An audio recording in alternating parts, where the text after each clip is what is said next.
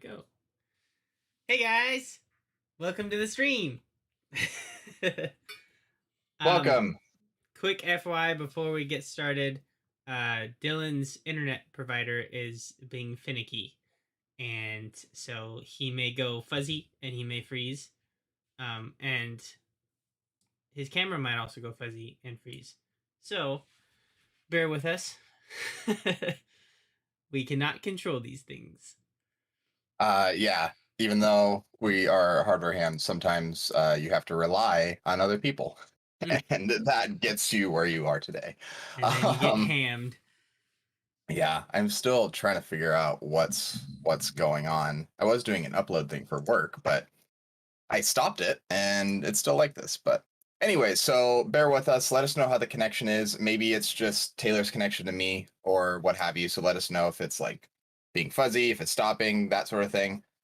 Though it is on a call, so it probably still will be. But regardless, we have a few things to talk about today. Looks like Taylor last minute wrote in a few things here. Mm-hmm. Yeah. I did a little bit of homework of what we're talking about today, but to kind of give an overview, new iPhones were announced. Kind of want to talk about those. They're not as bad as you think. They are just uninteresting, basically. They look the um, same. That's the big takeaway that I got. hey man, they offset the camera, so that's ooh, different. ooh, Yeah. spicy. No, they actually did it so that the sensors could be bigger. They did it for a reason, but the main thing for it is cameras. But we'll get into that here in a second. We have the NR200. Is it not a P? Is it just Max? It is. It is NR200p Max. The full name I think is actually Cooler Master Master Box NR200p Max. So just a real, Okay. just flows off the tongue. Yeah, yeah, You yeah, know. yeah, exactly. Typical. How's my volume, by the way? I realized the mic was kind of farther away. Um, Pretty sounds good. sounds good on my end. Sounds good to you? Okay. Yeah. Cool. We will just go with that then. We have iPhone 13 and the whole lineup. NR200p Max or Master Box or whatever. Wasn't that what the NR200 was supposed to be? Isn't that technically a Master Box? But then they're just like, yeah, that's too much, and then they just didn't do it. Technically, that is the name. It's the Okay, Master Box NR200p. gotcha. And that makes sense. I feel like they should have just named the next one the Maxter Box. Moving on, we have the Nintendo Direct. That's been was an interesting one. Nothing like, well, I mean, it is game changing, but not for games. For other reasons, with popular actors that has completely divided the internet. But we don't really care as much about it, so we're just gonna have fun talking about it because it's a Mario movie, and Right. I don't know why you need to get like super worked up about a Mario movie. Welcome to the internet. Yeah, exactly. So nothing too crazy there. Um, yeah, and then we'll talk about some games that we've been playing, mostly Pokemon related things, but yeah. So to get us started, let's talk about iPhones. So I did write a little synopsis here, of kind of what it is, and like I'll kind of give a synopsis at the end because I think that's the most fair route to go. Yeah, And let me to wrap it up. let me get their website up here too, just so I have an idea of what we're looking at. So was it just iPhones that were announced in the MAC address, or was there's iPhones and the new the Mac, iPad Mini? What the Mac address? isn't that what it was called? No, Or is that's that Linus's Mac channel. it just sounds so good. I figured that's what it Okay. was. Okay. Um oh what did they call it? Just a It's event? just yeah, it's just an event. It's nothing like, That's boring. I know. Can you just do this? Perfect. Okay. I'm trying to orient my windows in Windows 11. We got it. We're good.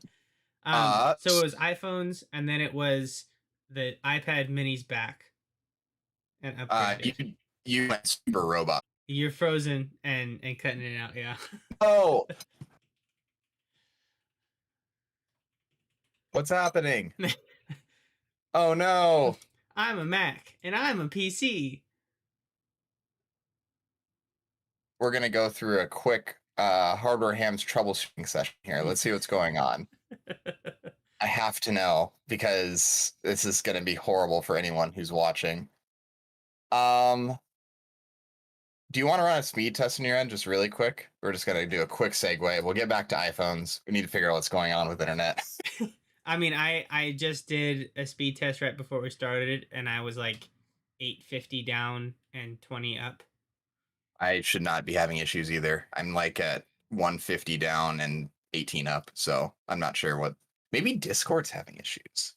That might make a little bit more sense. Maybe, mayhaps. Mayhaps. Discord status. No, it's looks to be fine. Usually Okay. pretty solid. Yeah, we'll just go with this. Bear with us as we freeze out for like 5 seconds and then come back in, I guess. I'll have to troubleshoot it later. What was I even saying? We were talking about iPhone 13 for a brief moment. Right. So I was saying, what all did they talk about in the Apple event? Because it was the new iPhones, Right. then it was the new Mac Mini, or not Mac Mini, the new iPad Mini. Yes. Was there anything Basic. else?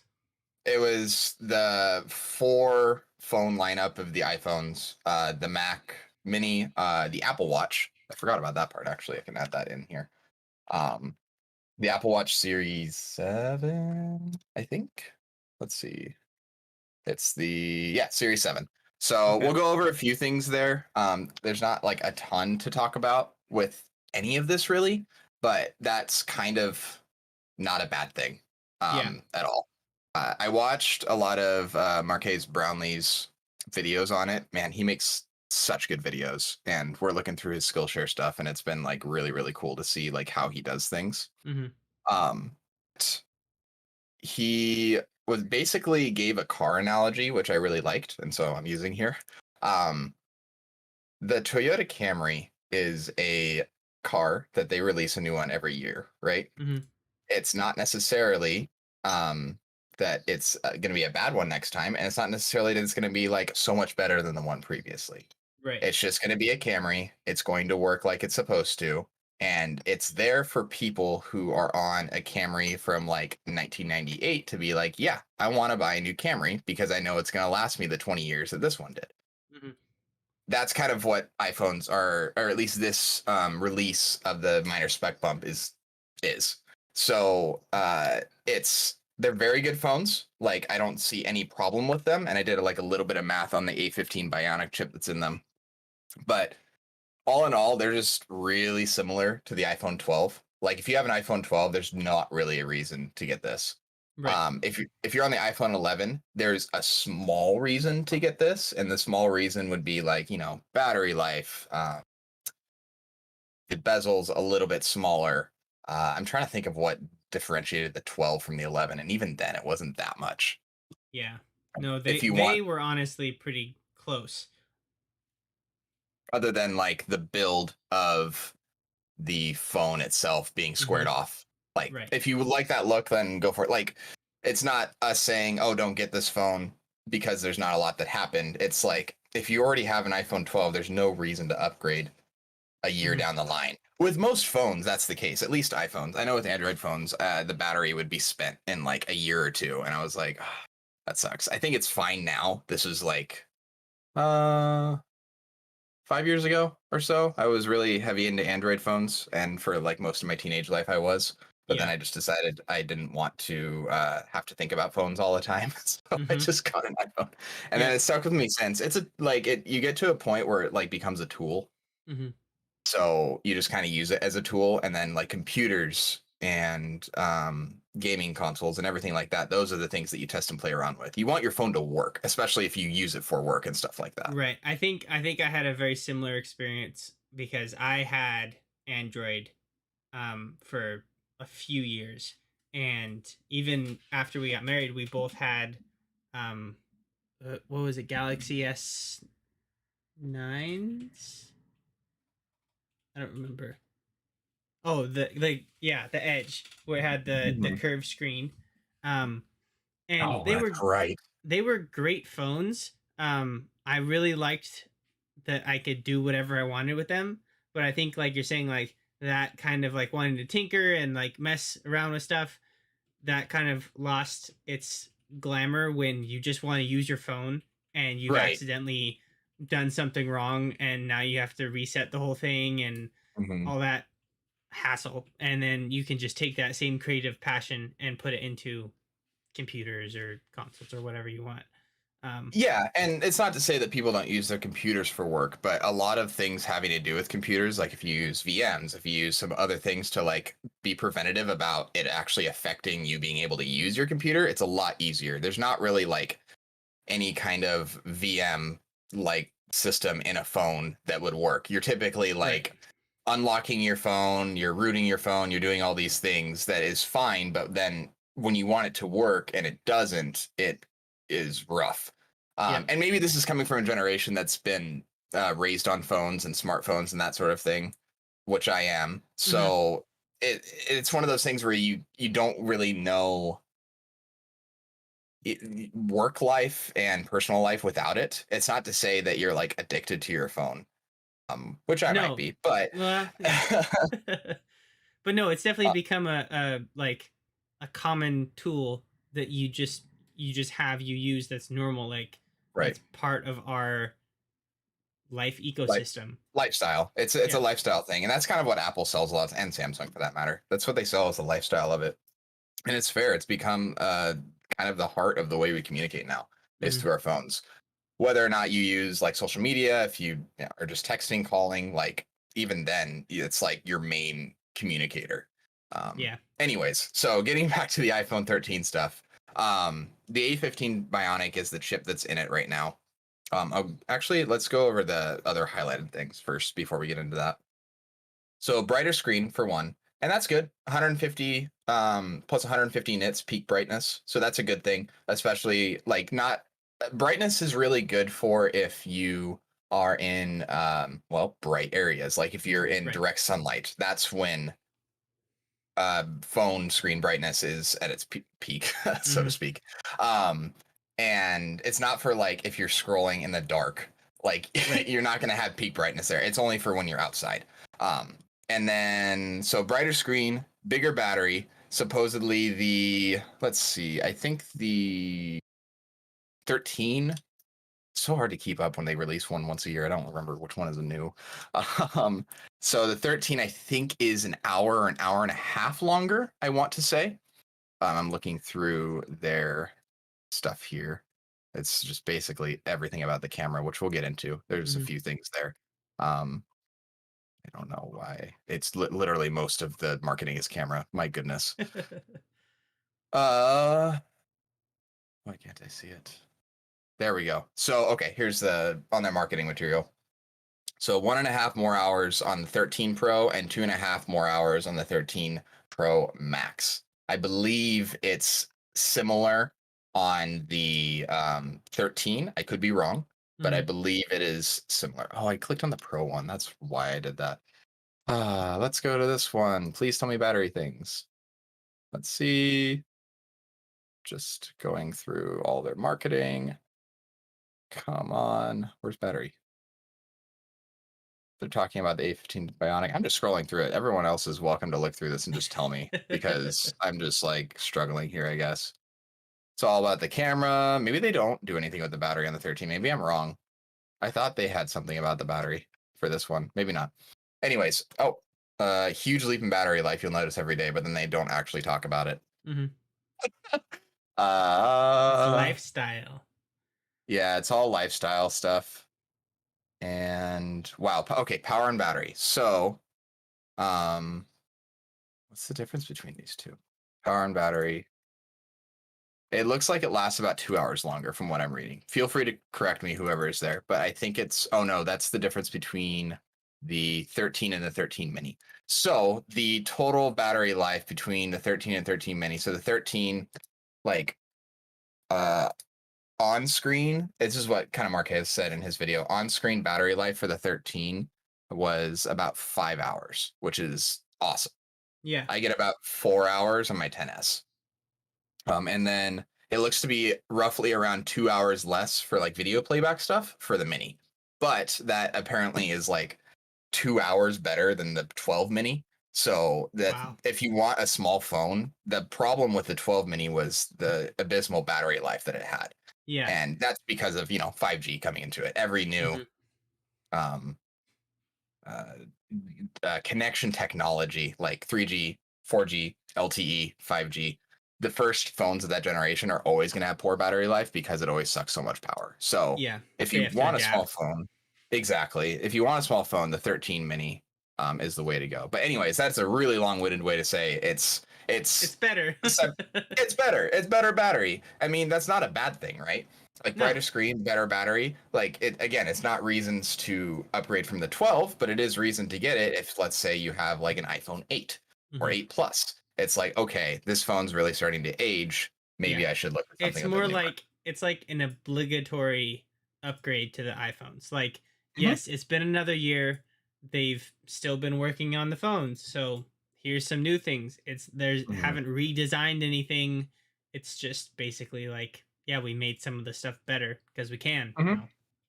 Yeah, and that's a good way to think about it. Actually, is that it's an obligatory upgrade. If you are already on iPhones, it's a new one and it's not bad. There's not ones that are typically bad, but they're kind of in the yeah, you said it well. And then the other really small thing, other than the camera, which again we'll get into because it is kind of cool the way that it um, is the smaller notch. So they didn't remove like any of the components within the Hmm. notch at all. They just kind of rearranged it to make it a little bit smaller. Oh, But as I saw in the video, there's not really any thing they did with that real estate other than make it smaller. Like they didn't let you have battery percentage still, which kind of sucks. yeah. So I it, definitely missed that, miss that like, 100%. I turn that big on time. every device I have. I don't care about the aesthetic of knowing how much your battery is. I need, if I could just have a number, I'd rather have that than the battery icon, to be honest. Yeah. Yeah. And those are the So reasons why people like Android and why they root iPhones. exactly. And that makes sense. And I get it. Um, or they, whatever they call it, jailbreaking iPhones. Like, Yeah. yeah, I get it. There are a lot of quality of life things Apple has added, but I mean, if you don't want to wait, then jailbreaking is kind of the way to go. Hmm. The A15 Bionic. So it is fast, but again, it's one of those things that's a minor spec bump, except for the single core. So like single core performance, you can typically expect like in a processor line to be like between 4 and 6% better because single core is something that's really, really hard to optimize further because it's a Yeah. single core. Like you have multi-threaded processes, those can be optimized super like a lot by just adding more cores. Like you can Right. add more cores, you'll have better multi-threaded performance typically. Um, so for the single core performance, as opposed to this is between the 12 Pro and the 13 Pro. Hmm. So the 13 Pro is about 9% better single core performance, Wow. and then 16% better multi-core. That's So decent. Yeah. that on top of the fact that it has better battery life and it's still a 5G phone, it's Hmm. pretty good. And yeah, and I don't know what the battery life is taking into effect. I think it's just video and like not being on 5G and all that jazz. But they did also increase the battery inside the phone because the phone's about 20 grams heavier. Okay. So they did increase the battery, which accounts for that battery life. But here's the thing. Apple doesn't do that. They don't make their phones thicker. They don't put more battery life in their phones. They make it as small as they can, and they make it as appealing to the customers as they can. Right. This phone is one of those phones where it's like, wow, they actually did things that like weren't huge and game changing, but they did things where like, huh, that's cool that they did that. I like that they gave us like these um upgrades that you would notice in day-to-day life, basically. Yeah. Like It's not ones it's quality of like, oh, life here's a new feature. improvements. Mhm.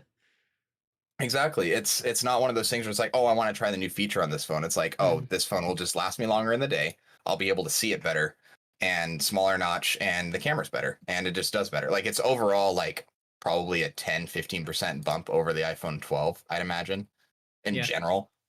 And again, that's not a bad thing. That's the thing is that there's not a ton to talk about, but it's because this isn't polarizing. The moment Apple's polarizing, there's a ton to talk about. This one is like, here you go, new phone, spec bump. It's like, oh, okay. thanks. Yeah. Like, there's nothing bad to say about it other than, it costs a lot of money, but at the same time, it works just fine. And it used to be a thing with Android phones where you would have, um, the whole thing was that they're undercutting them in price, and that's just not the case anymore. That hasn't been the case for like the last 3 or 4 years. Yeah. I mean, you still can get cheaper Android phones Yeah. because there's a huge variety of different brands and Mhm. build quality and all that stuff compared to iPhone. But Right. if you want to compare apples to apples just on a different OS, then they're the same or more expensive.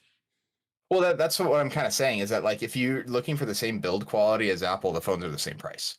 Yeah. You're looking for the same features. You're looking for the same this. Like all Samsung phones pretty much mirror Apple phones, Hmm. like for the most part, especially price wise. And sometimes they can be more expensive. Though the what was it? The Max. I forgot what the highest price was for the Max variant. I want to look that up really quick. Oh, it's like Um, the 13 Pro Max. It's mhm. like $1,900 or something for Is it really? the is it a 1 terabyte or two Yeah, terabyte? the 1 terabyte. So the Pro Max, we're doing graphite, 1 terabyte, $1,600. Yeah. Basically over half a phone for like a 1 terabyte storage, which I mean, if you're using 1 terabyte only makes sense for people who are like, yeah, I want the best, and they have like a lots of disposable income. It's yeah, it's just they can make a more premium option now, so they're going to because people Yes, will buy it. it's like their wheels and their gold watch and Yep. everything that was defunct like a year later kind of thing. Hmm. Because like if you're spending $1,600 on a phone, buy a 13 for what, $700? Go buy a camera. A camera will suit you better for what you're getting the Pro for, basically, unless Yeah. you want the really big screen and premium feel kind of thing. Like, just if you're looking for filmography, if you're looking to use the camera, buy a camera that's like, buy a Canon Rebel for like $500 and then Hmm. buy some lenses with it. You're going to have much better video quality on that than Yeah. this. Not to say that this is bad, but it's a phone. Hmm. Right. It's still a phone. Yeah. It's crazy. I'm Um, not sure why anyone would need a terabyte of storage on a phone. well, that's the thing is that did you watch the event at all? Mm-mm. Okay. So they marketed the Pro phone to be like used in like feature films. They like did a whole viewing thing of a future like a director, a few directors, like 3 or 4 directors filming feature films with the iPhone and like how it works and that sort of thing. Oh, I And it remember looked seeing clips of that with yeah, the promotion. Is that what it's called? Or well, the the ProMotion display is the 120 hertz on the phone. The what's it? you're talking about cinematic mode. Yes. Yeah. Yeah. That. So it's cool. I think it's a super cool technology, and I think it's something where it's like being able to in post change blur and the fake blur that it puts on because Hmm. it can't capture that much to be able to actually blur it out. Right. The fake blur and everything about that, like the whole thing is cool. Uh, for feature films, when I was watching the presentation, it was kind of cool to see like Marquez was saying the exact same things of like when they were switching the focus, you could see it, when cameras do like the zoom in and out to get like Yeah. back to focus. It's like Yeah, yeah. it did that every once in a while. And you Hmm. come to the I don't know if I'm using this word right, but the juxtaposition of like it's a phone, so it's not a camera, but at the same time, a phone's doing this Right. and it's not the worst thing in the world. It's one of those things where it's like the marketing of it's such a divide, really. Because yeah, it really is because it's cool, but at the same time, it's like no, the cameras should do that, especially if you're like spending tons of money on it. Oh no, your camera. um. Anyways, I can go on here talk about a few more things while you get that figured out. Not Um, sure why it would do that. Yeah. You go. You go for it. Okay. So we have the iPhone 13 mini, which is again, there's not a lot to say about it. If you like small phones, it's really cool. honestly. There's nothing bad to say about it. It's a smaller 13, so smaller battery, all that jazz. And then that's all there really is to say about the Mini. There's nothing else unique about it necessarily. The cameras on the 13. So the cameras, it is. Let me get that spec sheet here. Taking off that Oops. $60 phone. What's going on? I accidentally moved the Discord window, and it made our cameras go wonky. Oh no. My bad. We're back. Okay. There we go. There's a lot of marketing gibberish here, like ceramic shield. I don't actually know what material that is. It's apparently water resistant. The funny things about all of this is they're doing things that were already a feature, but just repasting them because they didn't have enough like unique things to show about it, except for the camera, basically. And the reason why they went diagonal, one, I think it looks better personally. I like the way that it looks. But two, it's so they could fit the bigger sensors and hardware. If you see, both those cameras would not fit in a line together. Right. The way that it's built. So they made room for more hardware that way. So it is ultra wide camera and then a wide camera. So a wide lens is normal for cameras. It is a typically a 35 millimeter, 30 to 35 millimeter. And then once you get into like the 17, 18 millimeters is when you get to ultra wide. So all the millimeters I'm talking about is focal length. So if you see those really long lenses, that means that it's like super zoom and they're able to go super far. And when you see the super short ones, that typically means it's ultra wide. So it's how much of a cone that you see essentially. Anyways, so my phone still has a telephoto, and I still like the telephoto, to be perfectly honest. Yeah. Ultra wide is ultra wide is a great thing to have, especially for group photos or if you're getting certain shots. But that looks like all there is for that. And then we can. So let's just go over the 13 Pro stuff, and then we can kind of go over cinematic mode here. Okay. So 13 Pro, not a whole lot here. ProRes will be a thing, and that's something that we encode our videos in as ProRes. So that'll be natively supported, except for the 128 gig model, which kind of sucks because that's the base model for the Pro. It just won't be supported. It's also software support, so maybe they will allow it here in the future. But even people who just got the phones, they're not able to film in ProRes and export in ProRes or anything like that right now. We're getting comments in the chat saying that telephoto is definitely better than ultra wide.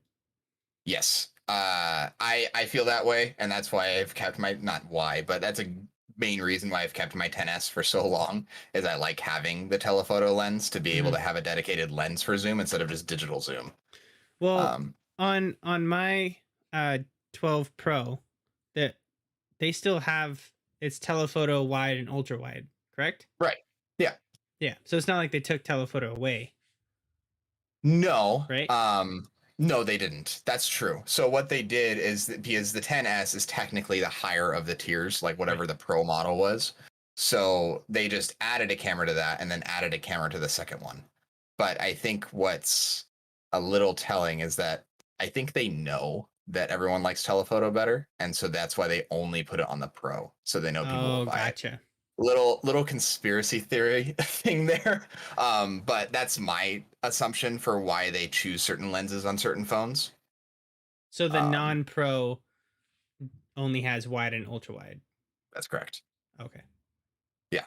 So going on to the Pro though, it does have those 3 cameras with giant not lenses. Why can't I think of the word? It's not lenses. It's basically like the package that it's in, like the actual circle. I can't think of words right now. Whatever that's called, is a lot bit focal length, I think, or focal size. I think that's what it is on these phones because there's no length, really, because it's on a phone. The aperture size? No, aperture would be how much light it lets in. So hold on. Let me just see here really quick. Their marketing materials complicated. Yes, they are. It's really annoying scrolling. Cameras are complicated. Yes. Taylor got his zoom. That's telephoto, Holmes. Yeah. So these are the things that I don't really understand.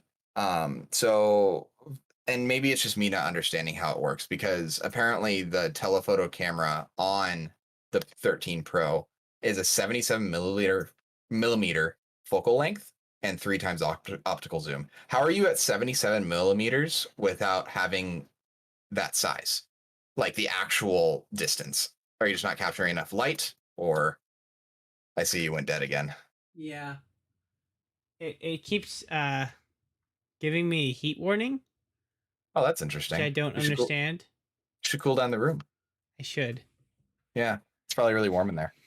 It doesn't feel that warm. I think it's because the computer's right below it.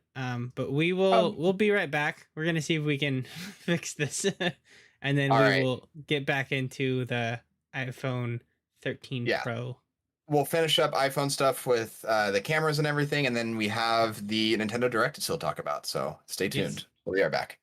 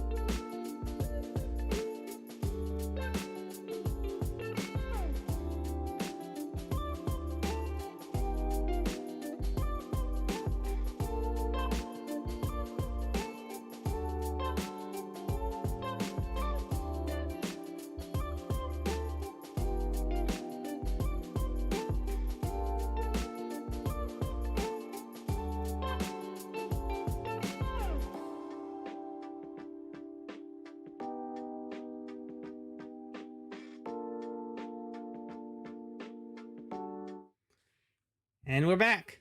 And I opened a window, so hopefully my camera stops overheating. Thanks for coming along on this journey with us, y'all. Okay, so just to recap, iPhone 13 Pro specs. There's not a lot. Other than the camera is the biggest thing. That's the only thing they really talked about that entire presentation was how good the camera was. Mhm. So if you like iPhone cameras, this is the one for you. I'm fine with them. I kind of lost track of them after the 10 came out because I'm like, oh, this is just like so much happening. And I'm not a photographer personally, so I don't get into it too much. I do like my camera and the way that it works, but I haven't like delved like super far deep into phone cameras specifically. Right. And then the 120 hertz ProMotion display. That is cool. That is really cool. Yeah. Is it a reason to upgrade your $1,000 phone for another $1,000 phone the next year? Probably not. But if it's a stay something, something that's going to stay along for the ride on the pros down the line, you know, in like 2-3 years that it's still going to happen. Yeah. Because we've been waiting a long time for a ProMotion display on iPhones. Ever since the iPad Pro came out, and that was like 4 years ago, I think, 5 years ago, 4 years ago. Yeah. I forget. Three or 4 years ago, I think. Yeah, I can look that up just to see what the ProMotion 2017, 4 years ago. Because that was on the iPad Pro. So 4 years it took to get to iPhone, which makes sense. There's probably some battery life thing to do with it, which is probably why they just slapped a huge battery in there so that it lasts longer. Makes sense. And then the iPhone 13 Pro Max is big. That's about it. It's big.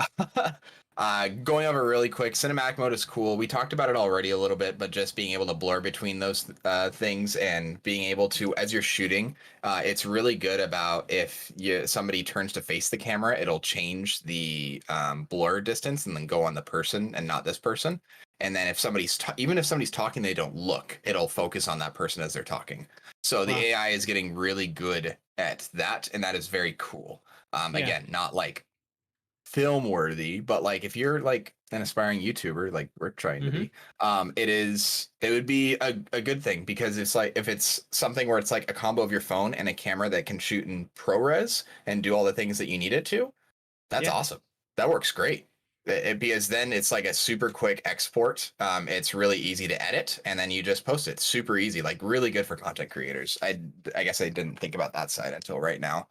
These phones are really good for content creators, but probably not ones who are like professional, because anyone who's a professional already has a camera is the thing. This is probably for people who are aspiring to do these things, and it's like, hey, I can get it in a phone. So that's cool.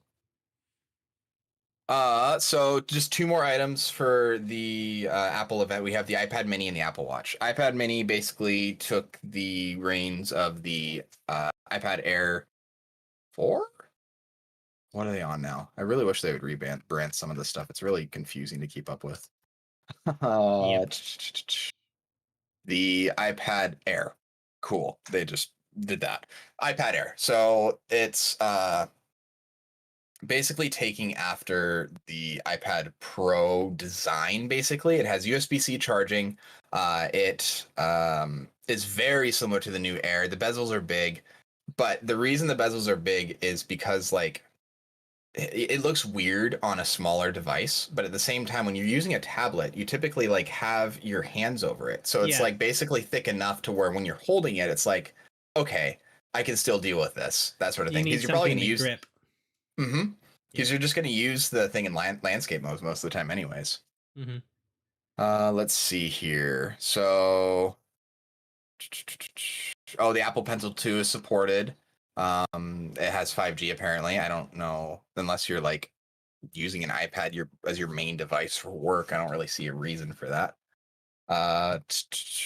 All new screen design. I don't know what makes it all new, other than that it's just small. So because it's an 8.3 inch display, which is wild, because my iPad Air 2 from like 5-6 years ago is a 9.6 inch screen. Yeah. So it's only like an inch and a half. Same size. It's almost the same screen size. It's like an inch and a quarter off, which is just really cool to see, honestly. Yeah.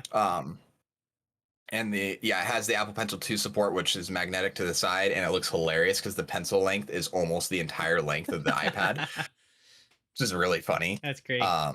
Volume's on the top, which is interesting. So on the right side top is power, like lock screen, and then the left is like volume. Okay. So it's not the worst. It's interesting. It has Touch ID in it too. It's really cool, and I think it's something where it's like if you want a small tablet, this is like the one to get. That's what Apple's been doing for so long, is the fact that their tablet game is just so good, and they keep making it better. I think that's one of the most surprising things to me about them is like people are sometimes say that Apple is like out to get you. Every company is out to get you. That's just the matter of fact. They're all out to get you. But one that continues to innovate despite no competition whatsoever, and they sell it for roughly the same price every year, is actually wild to me. No Android tablet manufacturer can compare to the iPad. No. Like, you can compare their phones. The phones are definitely comparable, and I understand that. And like, there are some Galaxy phones that are really, really cool, and some that are better than iPhones, and that is kind of a warring thing. iPads, Apple wins bar none. Like, there's no competition. Mm-hmm. Yeah, but they're not pulling an Intel and coasting for 5 years because they're top dog, and no one will ever come against us. Like we're way too far up on the chain, and then someone does, and like, oops. Yep. Exactly. It's really, really cool to see. So watch very briefly. It has a bigger screen and it's more edge to edge. So there's that. I don't know how that's going to look on your hand, but it looked kind of cool that it was basically like a curved screen all around. Yeah. It's very durable. That's a selling point, that it's more durable glass, or it's more durable. Yeah, I think it's the durable glass on it. And it charges faster, up to 33% faster, and it says breakthrough health innovations, but that's like software. So it still has the same EKG that the last one had. Right? Yep, it's basically a Series 6 that is a minor. This is even more of a minor spec bump than the iPhone 12 to 13. This is like, if you have a Series 6, there's not really a good reason to get the Series 7 unless you really need that edge-to-edge screen or you really need the best. Like, there's no reason. You know what's super interesting to me about the Apple Watch is I have a Series 3 Apple Watch, right? Is it red? Well, is it red on the side or on the button? No. That's Series 2. I thought the red indicated cellular. It does, but the Series 3 was the first watch to have cellular. Anyways, let me do that. If you want to just go on what you were going to say, I'll look that up. So, I believe there was an option for the crystal screen, which is harder and more durable versus just the glass. This one is the base model, like doesn't have cellular, doesn't have the harder screen. And I haven't had a single feature break on the watch. It's had some bugs. It's been annoying, like running out of space, not wanting to update, blah blah. But pretty consistently, I've gotten messages on it for the last 3 years, I think, since I bought it. And I have worn this to work in construction every day. I've crawled around in attics. I have slammed this thing into concrete walls more times than I'm proud of. I've walked into doorknobs, doorways, like this goes everywhere with me. I've taken it underwater multiple times. Like literally I've put it through the ringer. And yeah, if you stare at it, there's some scratches you might be able to see. A little bit, like right there. Yeah, I can see that right there. Yeah. Just barely. I mean, some of that might even be dust or fingerprint, but there's tiny little scratches in the screen. I don't see them when I look at it. I only see it when it's off, because you can't tell if the display's on. But like, I don't see. I don't know what you're doing if you're breaking your Apple Watch, because like I could probably hit this with a hammer and it would be fine. Do you have the Ion X glass one, not even the Sapphire? No. I have Yeah. the cheapest one. That's the same thing I have. And like there's a reason why they're still selling Series 3. They're still selling them Hmm. because they work and Yeah. they're doing what they're supposed to. Like if you want to watch Series 3, I believe it's $200. I think it's Series 3 is $200 now. And I was wrong. So it does indicate cellular if it has a red dot, and it's on both Series 3 and 4. I thought Okay. it was like when they were releasing it as a Series 3 because it wasn't too different from the 2, and the only thing it really added was cellular was that they Mm, just put a red dot there just to be Apple like. But no, right. it's actually indicates cellular connection. Yeah. Because Um Caitlin also has a Series 3. It's the smaller one, but it has mhm. cellular capabilities and it has the red dot. $200 is the Series 3 right now. I want to I think say that's how much were they when we bought them? It was like 350. I don't remember. Yours 350. I think it was, was the launch price. I believe 350 or 400. I think 250 is what you guys got it for. yeah. Well, Yeah. Caitlin's was refurbished, I think, through Best Buy, Oh, but okay. it was also cellular. Yeah. I So I mean think it like ended up the same price as mine. mhm. The Um 38 millimeter cellular is oh sorry, not cellular. Let's see. 38 millimeter. Uh, I don't think you can get the cellular one anymore. Yeah, you can't. You can only get the GPS version. You can't even get cellular. mhm, Interesting. Hmm. Anyways, yeah. yeah. If you have a 6, 7 is not worth it. If you have a 3, you're probably still fine. I If you typically, if you have a 3, then keep using it until it actually breaks. And then by yeah. that time there'll probably be like a Series 9 and just Honestly, like that's the mentality I've started to take with a lot of my devices I use every day. Do it until it breaks or until it doesn't serve your needs. mhm, Like with my phone, it's serving my needs perfectly fine. I don't have to think about getting another $1,000 phone. And it's one of those things where it's like if it excites you, go for it. Like that's fine. Like do what it excites you and what essentially brings you joy. If it's like new tech, that's super cool.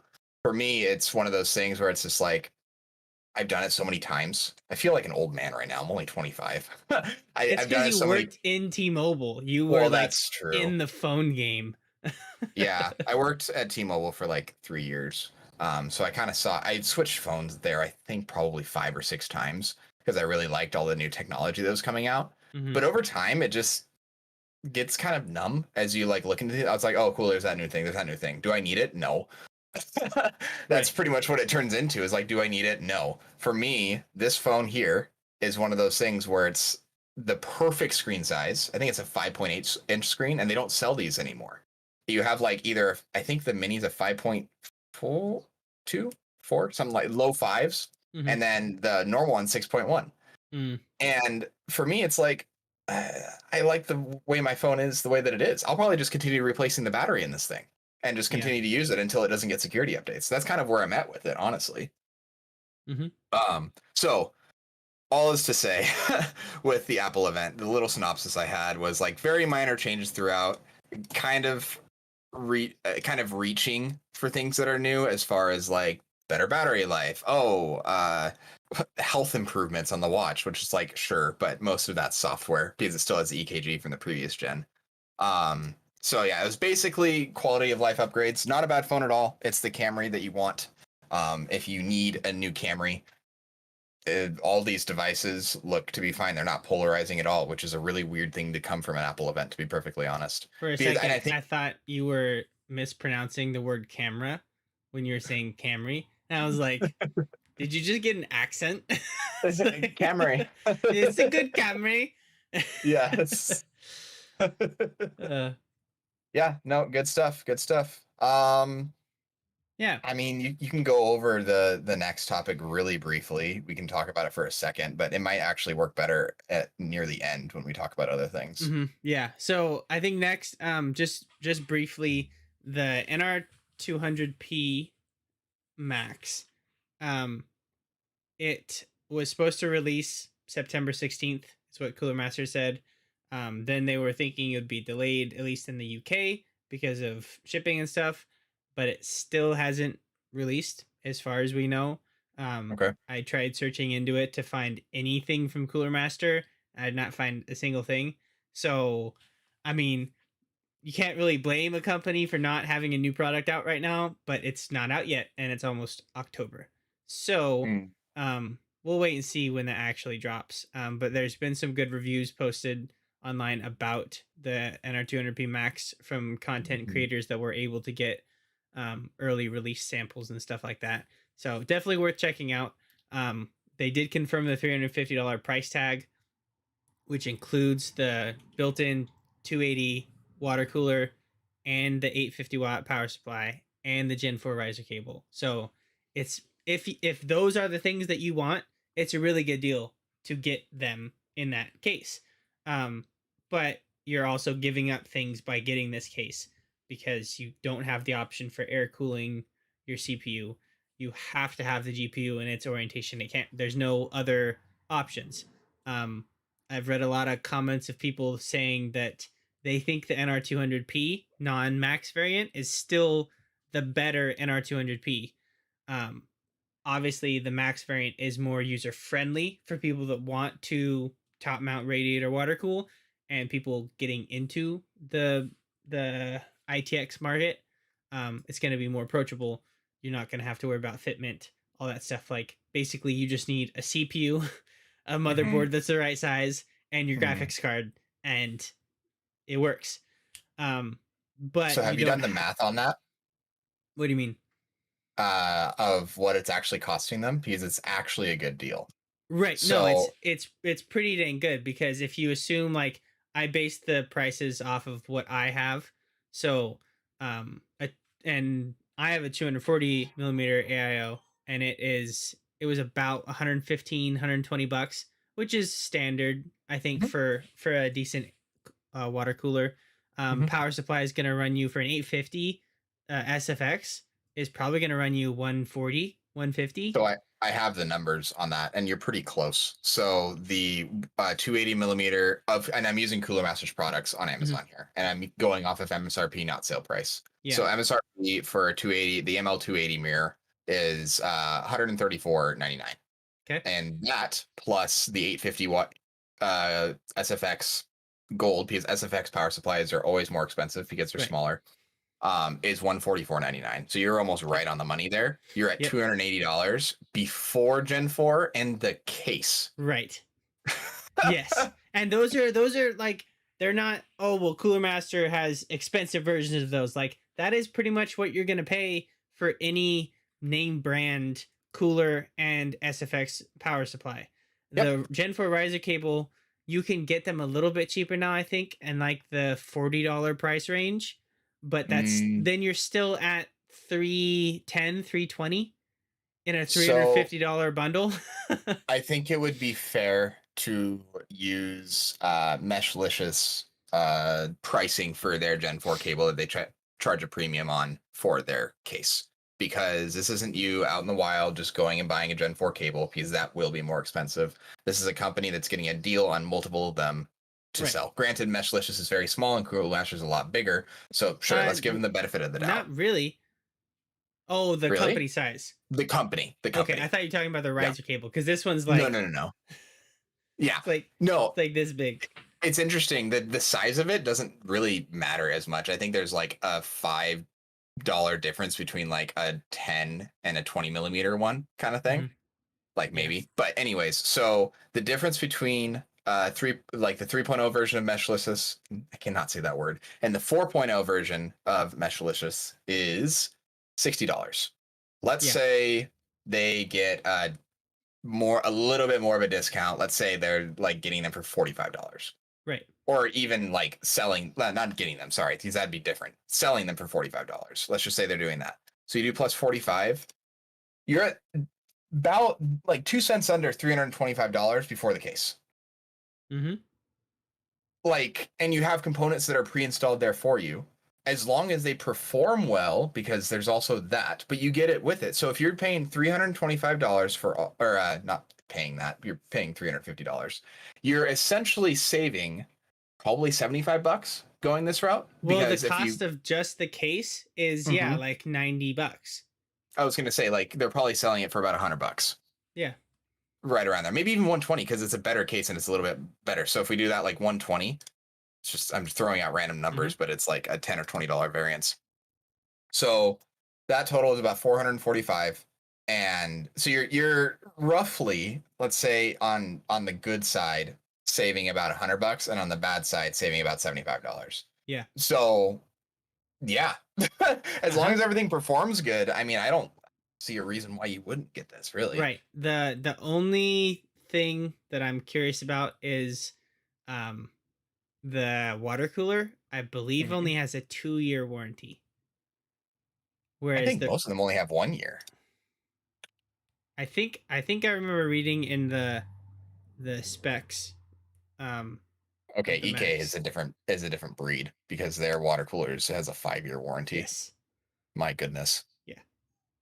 But And you then get like a 10-year warranty on the power delivery, I think. So the power supply, and I think maybe even on the case too, whatever that's worth. mhm, But the water cooler is only 2 years, and it's a custom length tube water cooler. So it's not like it's gonna be plug and play with your other standard 280 because it has extended tubes to reach down to where the CPU is. mhm. So you'd have to find one that actually is going to work with it if you wanted to replace it. Okay. I mean, yeah, that makes sense, but if you're doing all that, if you're in the small form factor field, you're gonna be used to at least a little bit of modding of your products that you buy Right. here and Yeah. there. But more Yeah. for people that are getting into it for their Yeah, first time with this, that's thinking, true. oh, well, Yeah. it's like almost a pre built. All I got to do is add my motherboard, CPU, and GPU, and Hmm. I have a computer. Um, 2 years down the road is not that long, and you could have a major failure and have no support from Cooler Master because, you're out of Hmm. warranty. I'm sure you can Interesting. buy another cooler from them at that point if they Yeah. sell them on their own or sell replacements. But I mean, then you're you're eating into your profit that you Hmm. you saved. So it'll be Corsair interesting has to a see more as it develops and comes out. So, just in the chat on YouTube, riser cables. So basically, the 3.0 cables are typically way less expensive, and the 4.0 cables are more expensive because I don't know the throughput numbers, but it's much, much higher. And they just cost more to make right now. You know, every new product that comes out is going to be high to begin with, and then get lower and lower as R&D catches up and everything like that. So it's just more expensive right now. It will probably get down to the point that 3.0 was. It's kind of like when we went to from PCI Gen 2 to Gen 3. 3.3 cables and everything were a lot more expensive. Actually, I don't think they had riser. Maybe they did. Um, let's say this, having PCI E Gen 3 was more expensive, and we didn't think we were ever going to use the throughput that it provided. I don't know if we've even capped out on it, to be perfectly honest, yet, but we've started to saturate it quite a bit more. So to answer your question, at PCIe Gen 4 usually can be found like on its own between like 60 and $80 for the most part, is typically what you see it at. 60 on the pretty low end. But think about 60 to $80. Oh no, your camera overheated. Why? But it didn't though because it just turns right back on. That's weird. I'm so confused. Yeah. So basically, to answer your question, between 60 and $80, and then Gen 3 riser cables, usually around $30. I want to say I can probably get some hard numbers here, but um, 3 riser cable. He's back. So I don't like know. generic one from oh wow, there's apparently not available for some reason. Let's try this one. Why are none of these available? I'm very confused. Uh, Okay, so like a really long one, like a 50 centimeter one, which is crazy long. Oh, actually, let's be a little bit more realistic. Let's do like a 20 centimeter for like on the high end for or long end for small form factor. They're about $44 ish. So if you're getting it for $60, it's not that much more of a premium, but I see a lot of them go for around 80. So it's almost double the cost of a Gen 3 cable is typically the case. Maybe like 50, maybe between 50% and double the price. And the problem is that you're not really saturating it. So the only reason why it's good to have is because all the problems that Taylor has and myself now have is whenever you want to do a BIOS update, you either have to have a chip that has integrated graphics, which we do not, or you have to put in a Gen 3 card in order to get to the BIOS, Which I don't have. or you have to take apart your whole computer and try and fit your GPU in the actual PCI slot to make Which it I work. have Because done. the problem is it depends on how your BIOS reads it. So there are some BIOSes that are better at it than others. But essentially, the problem is that it gets put into an auto state and auto goes to 4 for some reason, but you have to manually set it to 3 because it reads the card as 4. And so it's like, oh, we should do it 4, but then the cable can't manage that. That's essentially the between it. Do you think it would mess with my thermals? I already have a case that is known for bad thermals, and I have a beefy card next to the tempered glass. Yes, it would mess with your thermals if you wanted to mount it sideways. The typical suggestion for vertical mounting is if you can at the very least be like three inches away from the tempered glass, you'll be okay. Because I know Taylor does it here, but he has a really high airflow case. But if you have a case that is bad for thermals on its own, it's probably going to suffocate the card if you don't have too much intake going on, essentially. Vertical mounting is typically only recommended if you're doing like full water cooling, or if you don't have a glass panel and you more have like a mesh panel. NZXT H510. Let's see. I did not realize we were actually going to be on this topic for that long. I'm fine with it though. I thought this was going to be a very quick thing. Oh boy. Okay, this guy. Oh yeah, that's way too close. I can see it right now in the picture. That's going to be way too close if you don't have water cooling going on. It's like going to be right up next to the glass. Yeah, what car? You have I think you have a 2080 Ti. That's going to get hot. Let's not do that. Or 2080 Super. I can't remember. I think it was a 2080 Super or 2070 Super. Anything like above, like anything in the 2080 3080 range, you need to have like appropriate airflow for. Like general rule of thumb is basically that. Or you can just take the glass side panel off. That's fine too. Or you could perforate your glass side panel. I still don't. I think you're going to run into the same issue you had in that other Cooler Master case you got.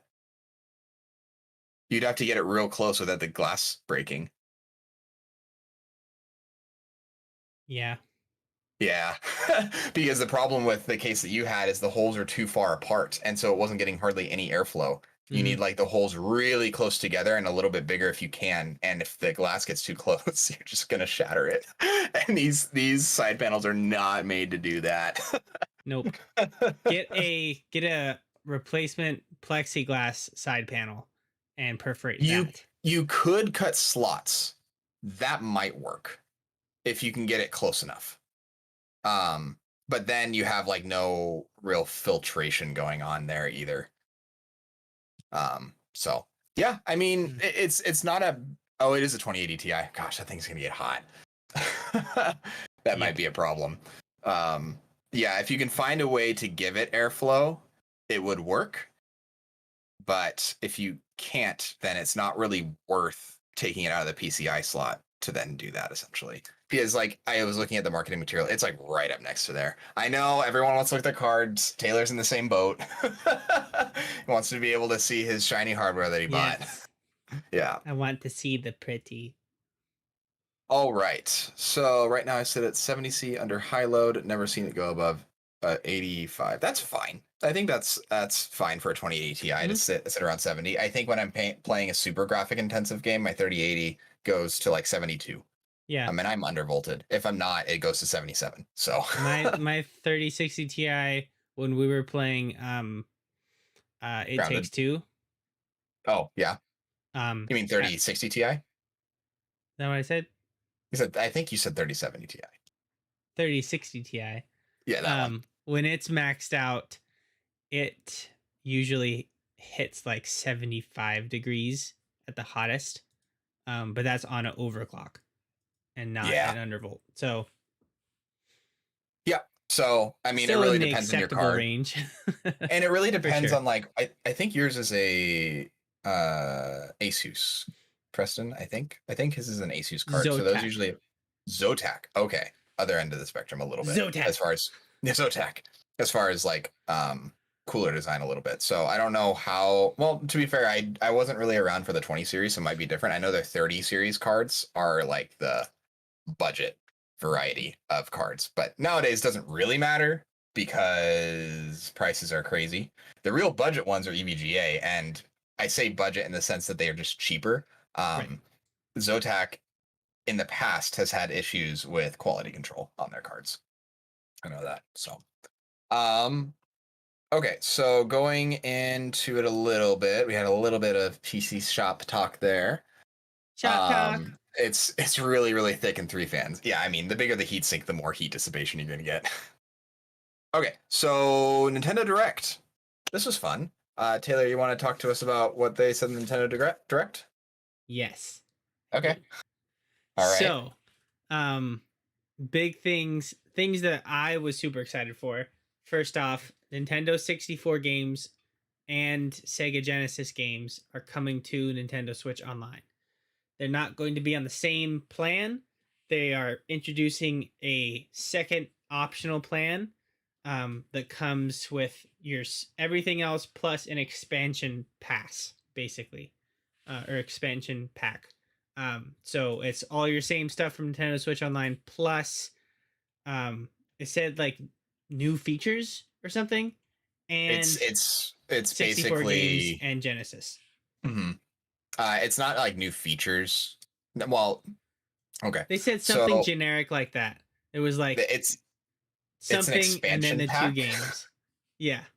It's an expansion pack is what they're calling it, which is weird because it's an online service, but I think all they know is video games, so they're just calling it that. And I think what they were saying is that when you have it, it's not you just get those games. There's more coming up and more things to add to the expansion pack. Yeah. I think is what they meant. But anyways, continue. We'll see. It's not out yet. Yeah. Well, fair enough. Yeah. Yeah.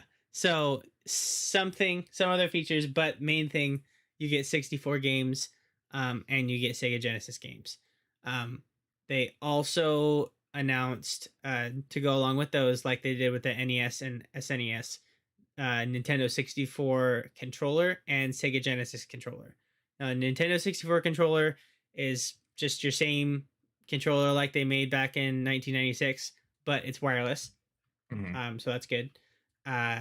And it's $50, which is a lot more than I was expecting, because weren't the NES and SNES controllers only $30?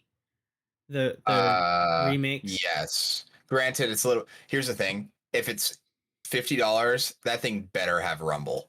That was something that really irritated me with the Smash controllers that they have, because there's no Rumble in it at all, and it was so annoying because those were like $40, and I'm like, are you kidding me? Like you're like charging so much money for this. And the N64, while nostalgic, and while there's probably some people who really like it, it's not a good controller. It's not. It's there for nostalgia's sake. Let's just like address the elephant in the room. Yeah. If you like the N64 controller and you think that it's better than any other controller that Nintendo has released, you're wrong. Sorry, you're wrong. I will stand by that. I will use it when I'm playing N64. If you have 3 hands, then it makes sense. Yeah. But the rest of us here on planet Earth only have 2. Raise of hands who uses the left D-pad. I've never used that the entire time I've had that controller. Okay, so I was thinking about that, and I was like, what was the reason that they made it a 3-handed controller? Oh, I think I know where you're going with it. Because they still wanted the ability for you to play a standard like button game and not have to rely on the joystick for movement. So essentially you could still play like platformers or something and still have the same feel of the buttons in that standard side-by-side grip like people were used to then. But then they added the optional joystick. Little did they know the joystick was what everyone wanted to use all the time forever up until now. That's a fair point, and I think I understand that. So because the Game Boy was released like 8 years prior to this, so that does make a lot of sense. And the problem is that it's weighted weird when you hold it like that. Yep. Like It feels like they were trying to have the best of both worlds and they got yeah, none of it. yeah. So is it iconic? Absolutely. It is like probably the most iconic controller out there besides GameCube. Yeah. Yeah. Because it And stands out the most. Like if you lined mhm, up all controllers from Nintendo, Xbox, and PlayStation, the N64 is the largest and the weirdest. mhm. Yeah. Well, no. I think not the largest and the weirdest. It's the largest and weirdest that was the most successful, I think. Um Yes. Out of uh mainstream controllers, yes. yes, Yes, I've that's seen the true. first gen Xbox controller. It's not as big as the N64 controller. And Yeah, it and that still one only has 2 grips.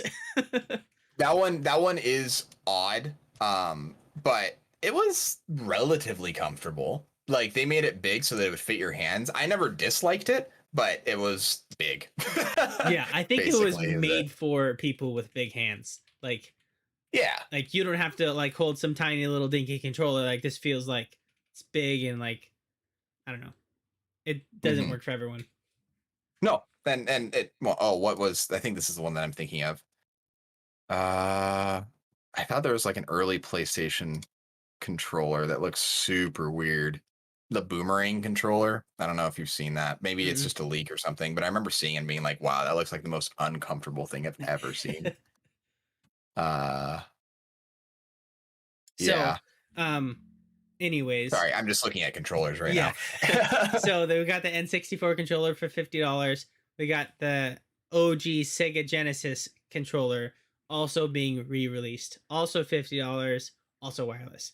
Interesting thing that I found out is that the 3 button version is international. Like you can get that anywhere that it's sold, but specifically for Japan, they're re-releasing the 6 button variant of the Sega Genesis controller, Interesting.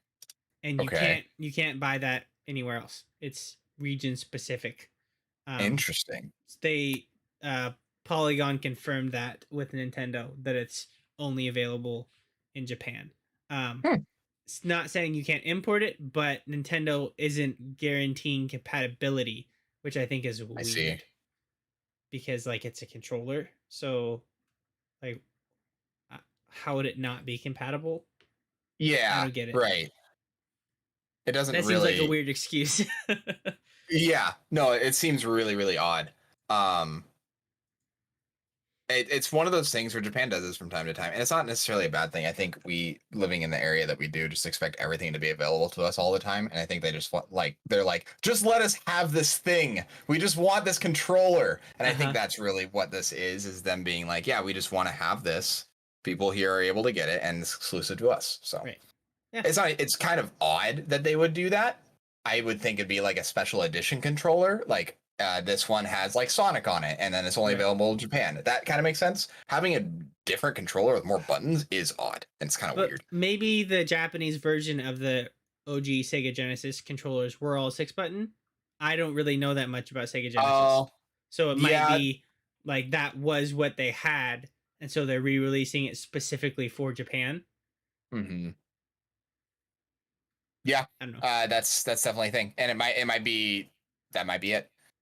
Definitely. Yeah, because I don't know why you would need unless you're playing like Street Fighter, and I don't even know if that's for Sega Genesis. This is before our time, by the way. I grew up on N64. I didn't know Sega Genesis. Like I was born in '96, so I have that, and so I was born when the N64 was released, and I got a hand me down from my uncle. So that's kind of what I grew up with. That GameCube. I kind of played Nintendo a lot of the time. Friends Mhm. had Xboxes and PlayStations. Never had them. I've always just had Nintendo stuff. So.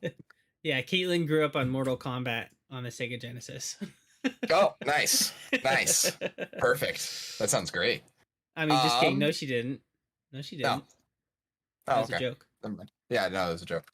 Okay. So what else do we other than that? That's kind of cool. And Yeah. I do like the idea that they are doing that. Um, I can't believe they did it, really, because they have been fighting it for so long and it Uh doesn't huh. really make any sense. The Nope. only thing that I wish they did differently is that if they ported the 3DS versions of Ocarina of Time and Majora's Mask instead of just the default N64, because it's easy to do the port. At Right. least with my limited knowledge, they keep doing it and they don't make any. Like, how long have they had to work on this? The Switch came out in 2017. It came out 4 years ago, and they're just doing this 4 years later, Mm-hmm. porting N64, which is our games that came out 20 years ago, Yeah. over 20 years ago. Like, if you look at it like from a Nintendo fanboy's perspective, it's like, oh, like it's so much work to do this. It's like, yeah, it is. But they had 4 years to figure it out. Right. And it's something everyone's been wanting for so long. Mm-hmm. And The are least they willing could do to is pay for it optimize it. too. Like Yeah. if they had said, okay, yeah, we're re-releasing N64 games, it's gonna cost more, but we're remastering them for Yes. TVs that weren't this big. Yeah. Or use a different display technology that where I'm playing on my flat screen, it's going to look like crap because I've tried playing N64 games and it's really hard to play Yeah. them. I think they will look better than they did on the N64. Yeah. Because I believe they so. aren't composite video. Like obviously it's gonna look better on modern TVs running through the Switch, but I think it's still gonna be low res. I wonder if Like, they're running at 30 FPS. I hope they are. I can't Mhm. remember if they did that with Mario 64. It might be running at 30. I can't remember though, because for those who don't know, the N64 ran at 24 FPS. So it is cinematic and it's fine, but it's like still it's tough. The thing about 24 FPS is it's not bad if it can stay there. If it Right. can't stay there, that's when you run into problems. Is it going below that? And everyone here is probably like, "Oh, 60 FPS gaming is where it's at." It's like, yeah, but this is 20 years ago.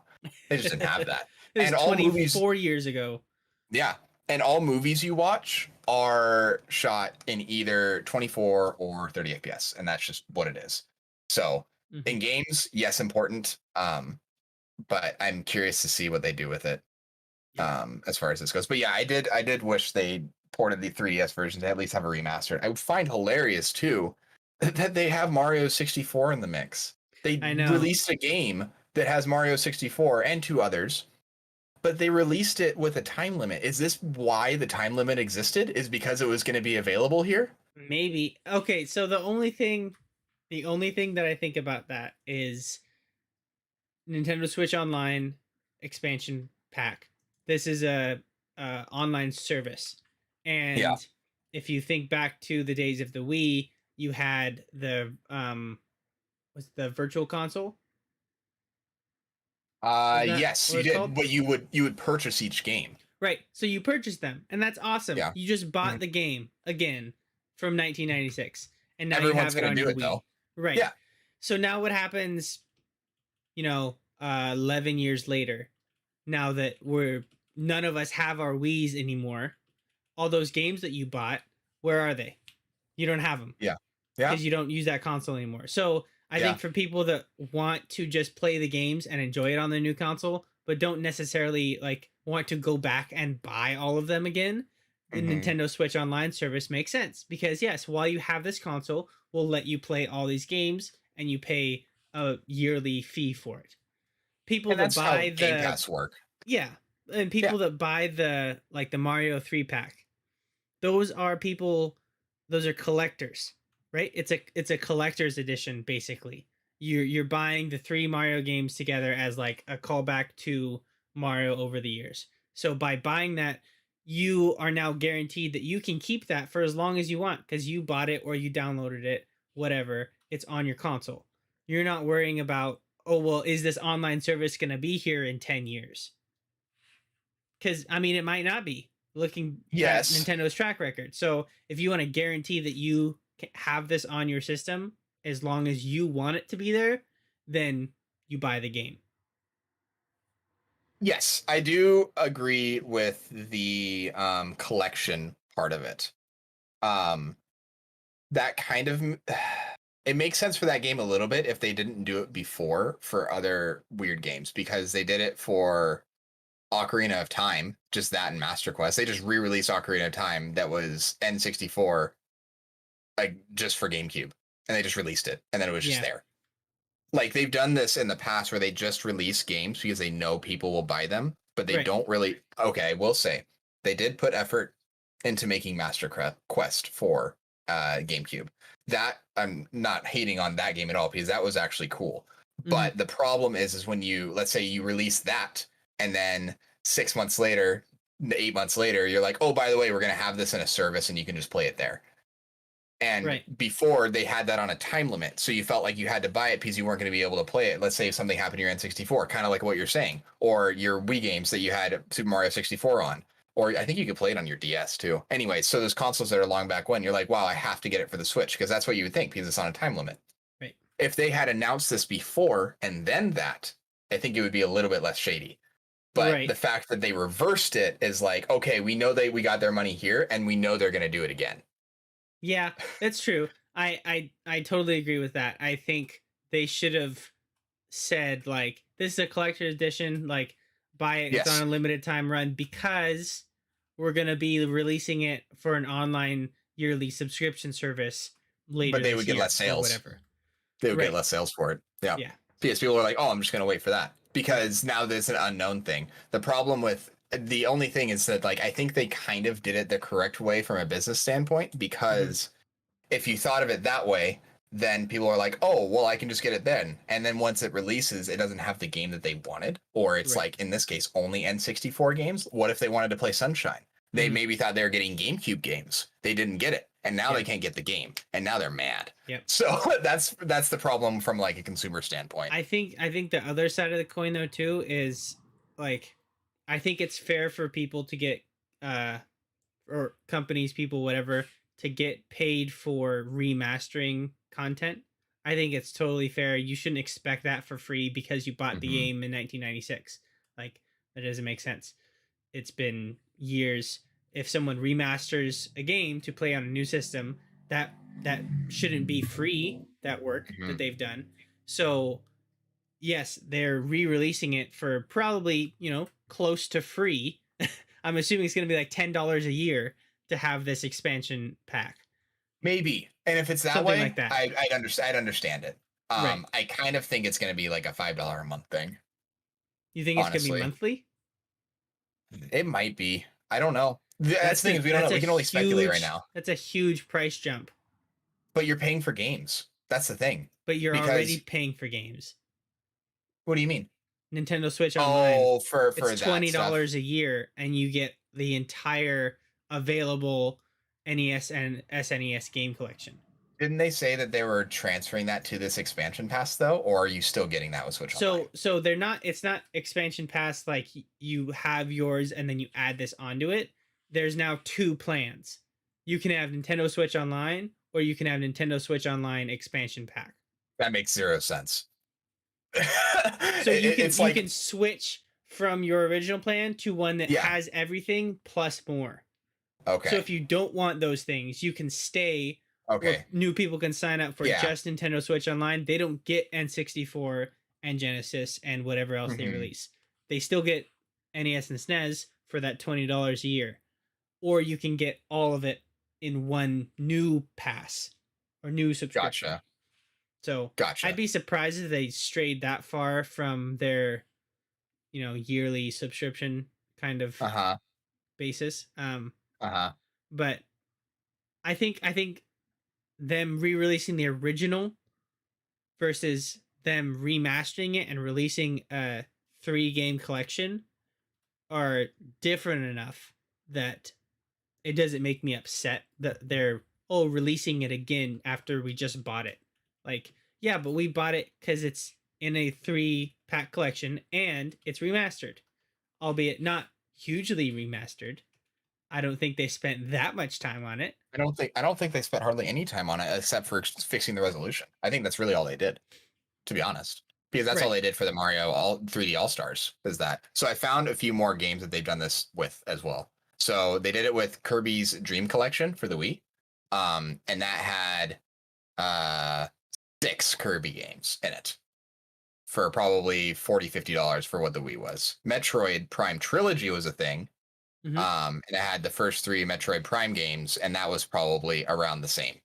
And then Right.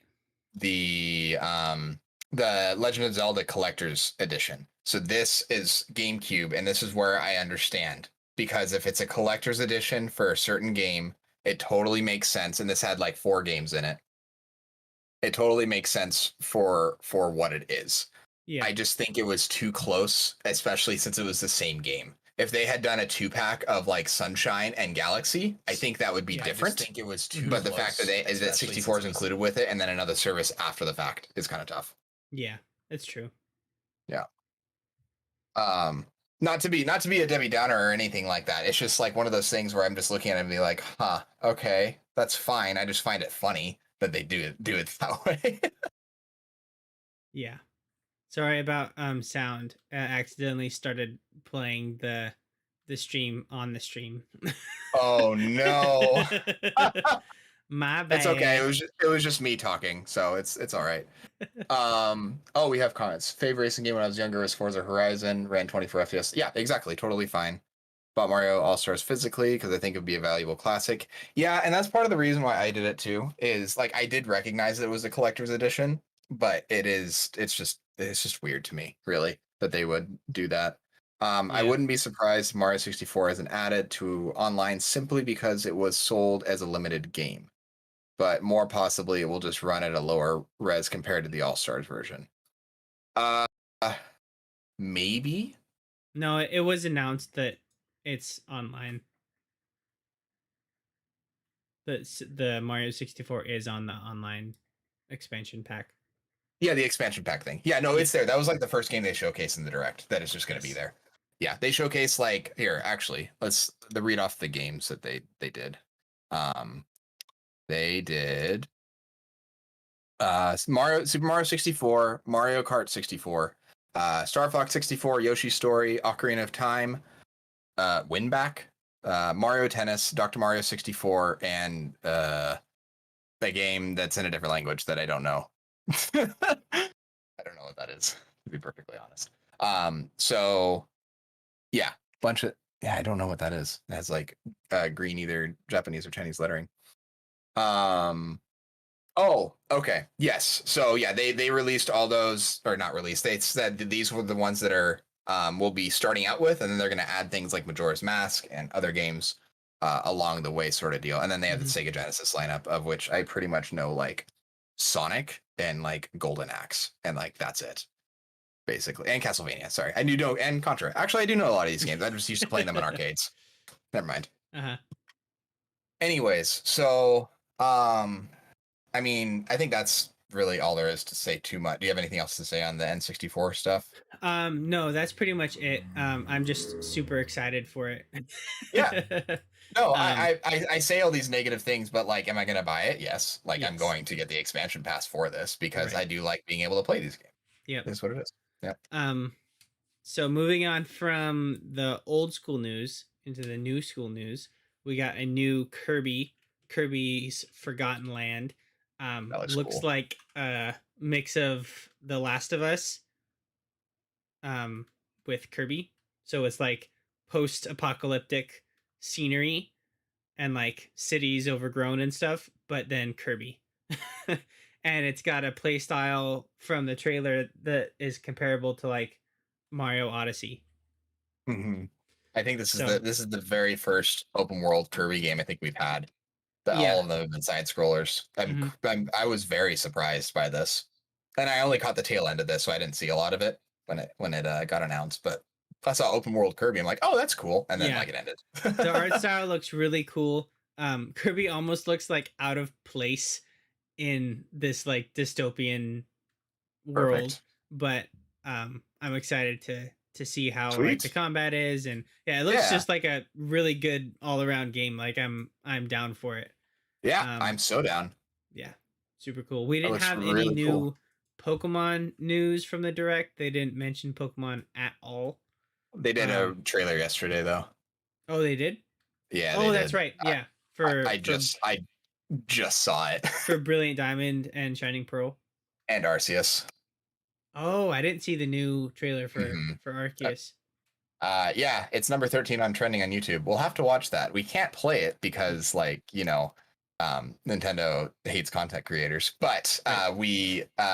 go watch it. It's probably good. Apparently, the title of it is Encounter Noble Pokemon and Pokemon Legends Arceus. Go So watch it once we're done. Just uh, yeah, no, write it keep into your watching us. Google search page Yeah. and just leave it there, and then come back to it later. Yeah. There you um, go. we got another Metroid Dread trailer That on was Direct. cool. That was That was awesome. cool. I am It so has. excited for this. So you know Like, what it really reminds me of is Metroid Fusion. yes, big Really time. reminds me of Metroid Fusion. And I say that not playing many Metroid games, but I like played Hunters on the DS. I played Metroid Prime 2, 3 Corruption, and the one I just mentioned, Fusion. Fusion is one of the first ones that I did, but when watching this trailer, I was looking at it, I'm like, this looks exactly like just an enhanced version of this game. Yep. It's awesome. Yeah, Yeah. I'm so excited for it. I've been playing Super Metroid on Nintendo Switch Online. Um Hmm. and I think like 60 to 70% through it. Wow. Um so Like I've from a start to finish or from a like completion standpoint? I there's no way for me to know completion Oh, standpoint. okay.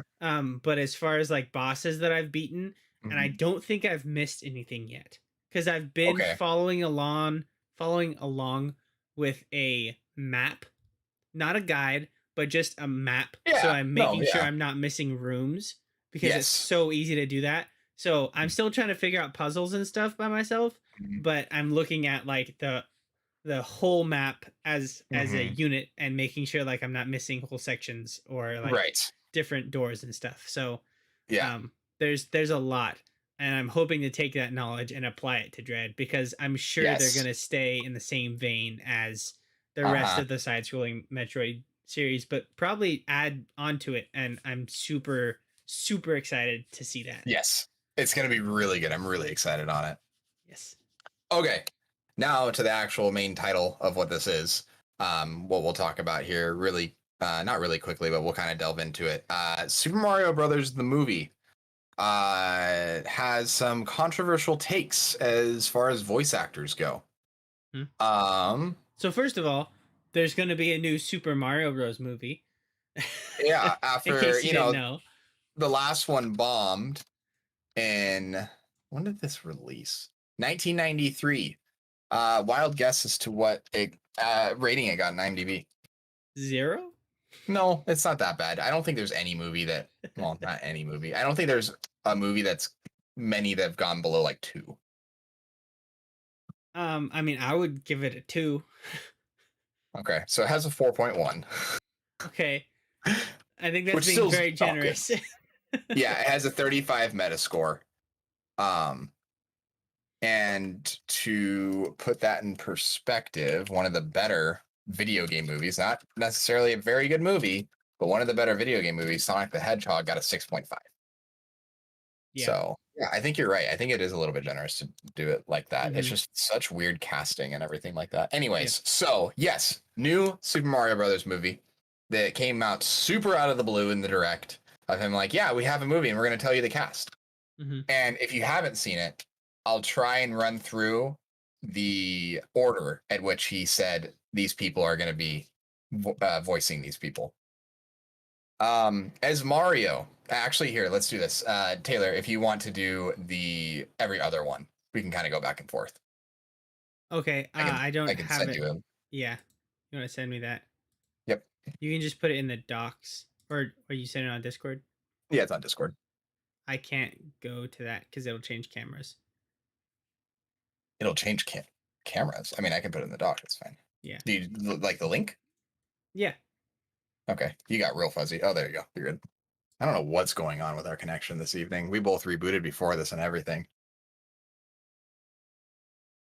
All right. You got that up? Do do do You just do. scroll down a second. It'll be Yep. Topcast. Yep. Okay. Got it. So, as Mario, Chris Pratt. Hmm. um, as Bowser, we got Jack Black. That one I'm very okay. Actually, there's a lot of these that I'm okay with. Hmm. Um, there's a lot of people that will be mad about a lot of these, and it's understandable because you need voice actors to do their thing. But this will get people to watch this movie 100%. They have to know. They have to know it's a Mario Brothers movie made by Nintendo and have all these popular actors. People are going to go see it because they have to know. Oh yeah. Yep. It's not Okay, even like people are gonna want to know if it's good or not. They're just so curious about what this movie could even be. I know. Like, So to go down we'll just finish the cast list and we can talk about it. So uh-huh. Anya Taylor-Joy as Princess Peach. She was in the Netflix short series Queen's Gambit, um, which actually I don't see as like necessarily a bad choice. Hmm. I think that's one of the more reasonable options. Not to say the rest of them aren't reasonable. I just think the rest of them are hilarious. Yeah. Yep. We got Charlie Day as Luigi. That's gonna be so good. I'm very excited for that.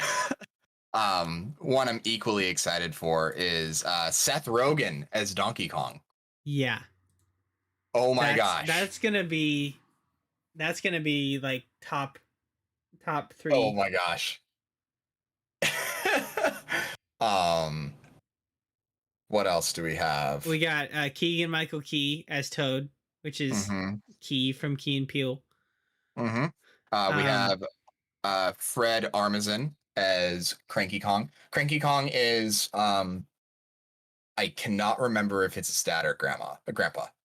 He's the guy in Mario or Donkey Kong 64 where you would get all like your new powers from. Like his mhm. barrel would like pop up and have like lightning over it and everything. So that's Cranky Kong. I think it's his it's his dad or grandpa. It's probably his grandpa. Anyway, Yeah. or his uncle. I can't remember actually. Grandpa? Okay, yeah, grandpa. Yep. And Fred Excuse Armisen me. is the guy from Portlandia. Yes. Is what he's best known for. Yeah, because that's like his show. Yeah, pretty Portlandia. much. He was on SNL a lot too, and he was an anchorman. Hmm. Yeah. We have I think that's all the household names. Um, see. I'm kind of looking because these names aren't like super familiar, but I feel like if I saw it, I might know them from somewhere. uh-huh. I don't know that guy.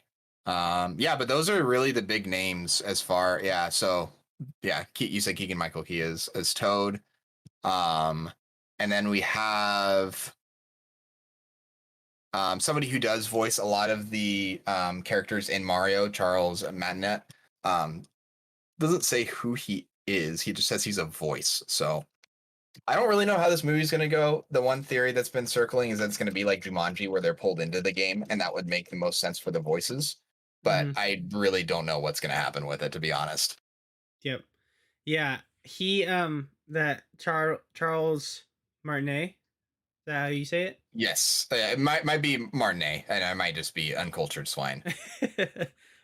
Yeah, he does like the voice acting for Mario, Yeah. Luigi, Wario, like all that stuff. But he also did, I think, uh, one of the characters in was it Skyrim? Yep. He was Parthenax. I actually don't know who that is. Oh, it's a dragon. Okay. Yeah, It's there a you dragon. go. Skyrim. Yeah, I should know that. um, yeah. Yeah, he So does pretty he, much all the Mario games. yeah, he is. Yeah. He's gonna probably be doing a lot of the sound effects that you hear in the game, like catchphrases and stuff like that. But the controversy that a lot of people are taking with this is that he's not the voice of Mario, Yeah. and he's literally the voice of Mario, Yeah. um, which is understandable. I think it's probably smart from a business point of view for Nintendo to do what they've done and uh, take larger names in the acting business for their They main need roles. what they need is a full recovery from the first Mario Brothers movie. And I Yes. think that's what they're shooting for. They don't want to take chances with it. They'll pay as much as they want to for the top actors to voice these characters and do it well. Not to say that top billed actors are good voice actors. That is still left to be seen. Right. Yeah, it's Yeah. true. Except Jack Black. Jack Black can do no wrong. He's Yep. amazing. He's a wild man. I can't see Seth Rogen's voice being bad either, to be honest. He's got such a unique voice about him. I just don't know about the rest, really. I don't know how well they do at voice acting. I know voice actors are very good at their craft, and I think that's where the controversy comes from. But you can't deny that this will get people to watch the movie, regardless of what you think about it. Mm-hmm. Yeah. Yeah. So that was kind of a big ball drop, the Nintendo Direct. They like on the Direct, they're like, and here's oh man, I don't know his name. Mario guy name. Nintendo. I'm very good at Google searches. Miyamoto, right. So Miyamoto comes on, he's like, so we have some news regarding the Mario movie. And first of all, I'm like, Mario movie, what? Mm-hmm. And then they go down the cast list, and I'm like, oh my gosh. One after the other, Katie and I are watching it. We're like, what? And it's not necessarily out of like excitement. It was out of like shock of like, really? Like, are you kidding me? Some First confusion. of all, Mario movie. Yeah, very, very confused, very perplexed. Like, is this really happening? Like, is this really a thing? This is just wild. It like felt like a meme as they were running through all the actors. It's like, this can't be real. And it was. Be hilarious if they did that on April Fools, but it wasn't. It felt like an April Fool's kind of moment, though. It did. That's what it felt like. But yeah, I mean, will I watch it? Probably. Yes. Like everyone else, they're gonna watch it. I hope that it's not like the Emoji Movie, because that was bad. But that was. Oh, now I need to know. Did it do worse than the Mario movie? Because the Emoji Movies. I don't think it did. It did. It did worse. It did. It got a 3.3. Oof. That's bad. That's bad. That's really bad. If you did worse than the Mario movie, you're doing a bad job. This was like an attempt. The Emoji Movie was like an attempt to go towards the younger crowd, and it just failed horrendously. I feel bad for all of the animators on that team that made that movie. I feel so bad for them. Yeah, I mean, that's pretty much it. Yeah, that was the big news. I think that covers the Direct pretty well. Yeah. Because there's a few games. It was actually a really good Direct. It was had a lot of meat to it, honestly. Because there's a lot of things that they're showing, and then even now, a few days later. It was a few days later. I think it was last week. Actually, it was like on Thursday or Friday. The Direct was, so like almost a week later, they dropped new Pokemon, Legend Arceus, and I think Diamond and Pearl trailers. So there's those to watch as well as those come up. I do appreciate the amount of trailers that they keep releasing. I think this is like the third Arceus trailer that they've had. Third or fourth, something like that. So it's kind of cool that they're keeping everyone up to date that way. I think they need to keep people hyped for it and not forget, because there's so much new stuff coming out. Yeah, absolutely. I mean, there's not a lot of games on the Xbox or PlayStation front, to be honest. Yeah. Like, really at all. But there's I mean, a lot on the Nintendo front. Yes. I think. Yeah, there's a lot there. So. Well, cool. I believe, unless we have any more questions, I think that's our show. We've been streaming for almost 2 hours now, I think. Yeah. Right? Hour and 50. Yeah. Hour and 50. I mean, there's a few other things. Something about the Steam Deck will be like the same performance on undocked as well as docked. Yeah. Which kind of makes sense. I mean, it's an interesting choice. I'm not sure that I 100% agree with it. Because it seems like it's kind of just reducing the functionality of the Steam Deck. Well, is it reducing the functionality, or is it at its peak regardless? No. No, I don't think it's at its peak. Because there would be more power headroom if it was plugged in, right? Just like how the Nintendo Switch. So the reason the Nintendo Switch, like, it's not necessarily, I don't think the power headroom as much as it is like, so something like the Steam Deck, you can push the FPS, right? You can go higher and just get Mm-hmm. higher frame rates for whatever resolution you're running. Right. That doesn't happen with the Switch. Right. With the Switch, it doesn't even run 100% at 1080p while docked. Like Odyssey is a variable 900p game. Mm-hmm. Excuse me. So it's it makes sense from from Steam's standpoint that when I mean power delivery, maybe their power delivery is at its max too, because the Switch is like, while it's really cool, they're the first to do it. Doesn't mean they're the best in implementing it. So there might be something, maybe Valve is taking battery life away from being able to run at full performance. The other thing is that you can turn specs down. You can turn things down to conserve battery life because it runs like a PC, right? Right. Or a laptop. Yes. Yeah. But so that's assuming that Valve has it turned up to 11, Yeah. whether it's on battery or not. But would you expect, let's say, a laptop? You could run that at max, even though you shouldn't, while on battery, and it will run, but just for a shorter amount of time. Right. So why would that be different than it being plugged in? Well, because that's what the company that creates the laptop does is they set parameters for it to run when it's on battery versus when it's plugged in. Yes, but Because you can ignore because those. because you're going from, in the case of like the Switch or the Steam Deck, you're going Mhm. from a lower resolution screen to a higher resolution screen. Yes. So Um, that's the only really, well, okay, what is it rated to play it on the TV? 8K. It can't run it at 8K. No, but that's what it No, can output at. that's all computers, though, is what I'm saying. It's just a computer. Right. It's not a Switch. It's not those things. So with that in mind, you can bypass all the battery recommendations that it gives, but theoretically you could run it at full power on battery and then full power all plugged in, correct? It's true. It's true. But wouldn't it make more sense if it did that for you? Because you're running it at a lower resolution when it's in handheld, and obviously if it's in handheld, you're wanting the battery to actually last longer than an hour. So yes. What is the actual statement? I'm kind of going off of what's in the doc. What did they Yeah. actually say? So let me pull it up here real quick. Because I feel like that'd be very important information.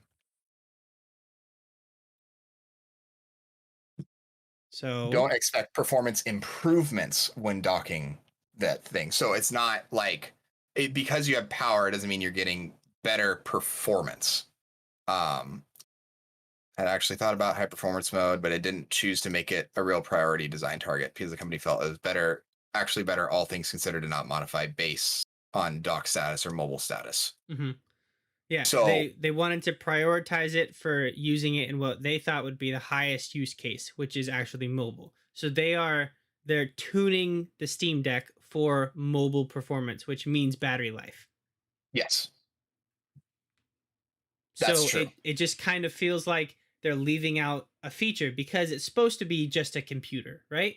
Yeah, that's And true. just like other portable computers or laptops, when you plug them in, you can get better performance because then you're not worried about battery life. Yes, that's true. That's true. And So, that's, I think, what a lot of people are going to use it for is for mobile, because most of the people buying a Steam Deck are going to have a gaming PC. I think is the thing that they're probably thinking about too. right, or it's people that wanted to build a gaming PC and can't because they're either priced Oh, out or that's they true. can't get stuff. So they're like, hey, this can be both. And then they're leaving performance on the table because they aren't pushing it to how fast it can go when it has unlimited power. Do you think it's as fast as it actually can go? Or do you think it's the limit of the chassis that it's in? No, because it says that they wanted to prioritize it for mobile use, which means optimizing it so that it's not going to run through your battery in an hour, you know? So I saw something here. Uh, but didn't choose to make it a real high priority design target. So I think with that statement, they're saying the way it's designed right now, it shouldn't be pushed back past what it can do in mobile, I think is what it's basically trying to say.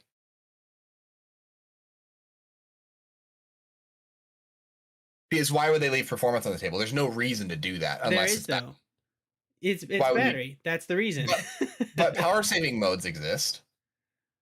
Okay, yes, they do. But when you create a portable console, you are tuning it from the factory to last in its, you know, its in Yeah. its No. basic state for as long as Yeah. possible, when Yes. it's getting decent frame rate at the whatever 800p Yeah. screen that it is. Yeah. Hmm. So they're not tuning it to run at maximum performance all the Right. time, Hmm. which means they're leaving performance on the table when it's docked. If thermals are in check, Right. which we don't know. Because if thermals are not in check, or if it's reaching a limit of like, oh, wow, we're hitting like 60, 65 degrees on this console while people are playing mobile, we don't want that because you're going to get hot hands and you're going to do all of that. Like, that's what they're trying to not do, is that. Right. To be Again, fair, not a thing that's an issue when it's docked then, because you're not holding it.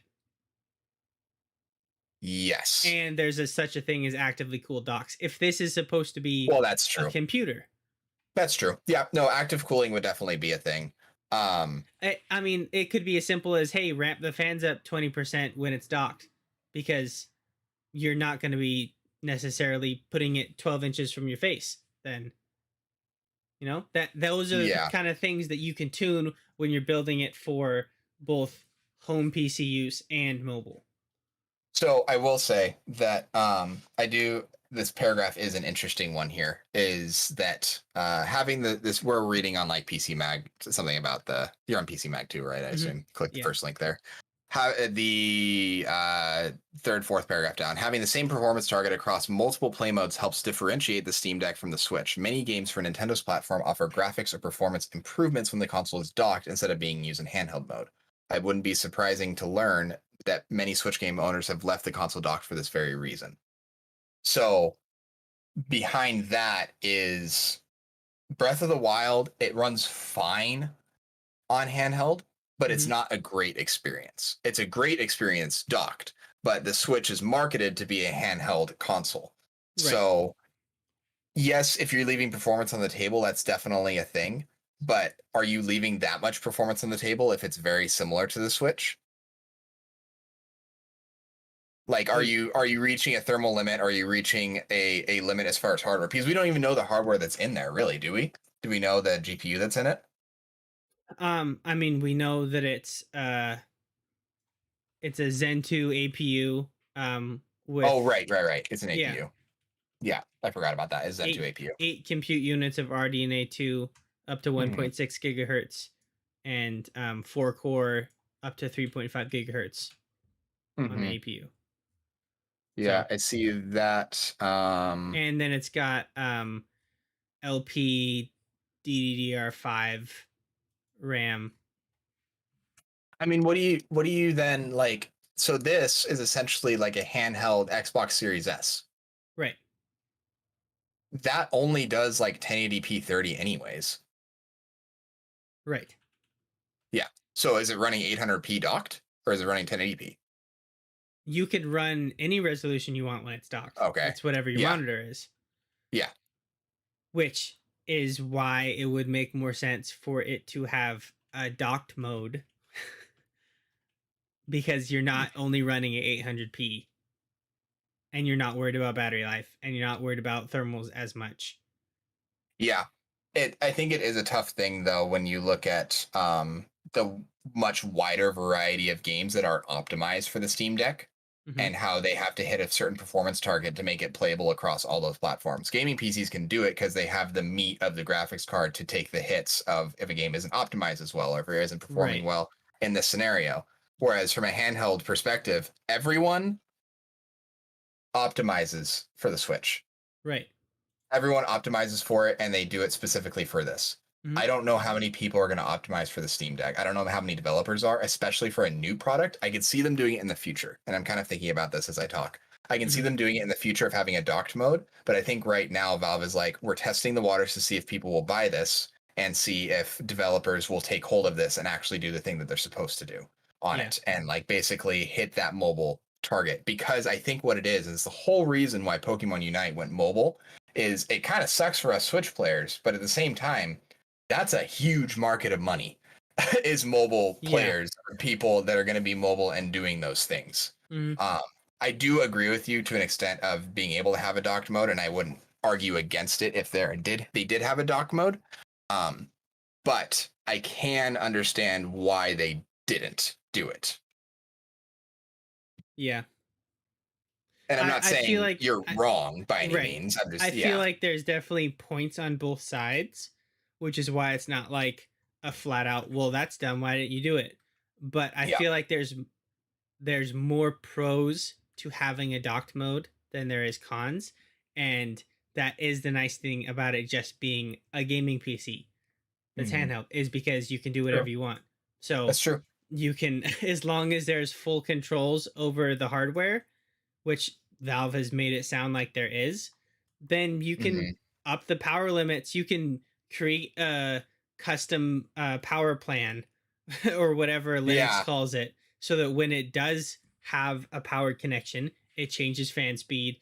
It, overclocks the CPU and GPU cores. It Mm-hmm. does whatever it can to increase performance and draw as much power as it thermally is capable of. Yes, and that makes sense. I think just with it, like we run into this problem with small form factor. The smaller you go, the harder it is to control thermals, and the harder it is to do these things. Like it just becomes a problem that Mm-hmm. way. I think unless we get one, it's tough to talk too much about it Yep. without getting it in our hands and being like, okay, this is the reason why they did this. This makes sense. Oh, this doesn't make sense. Why did they do it this way? Right. And Yeah, stuff like like that. like Preston saying he thinks that the Steam engineers probably know something that we don't.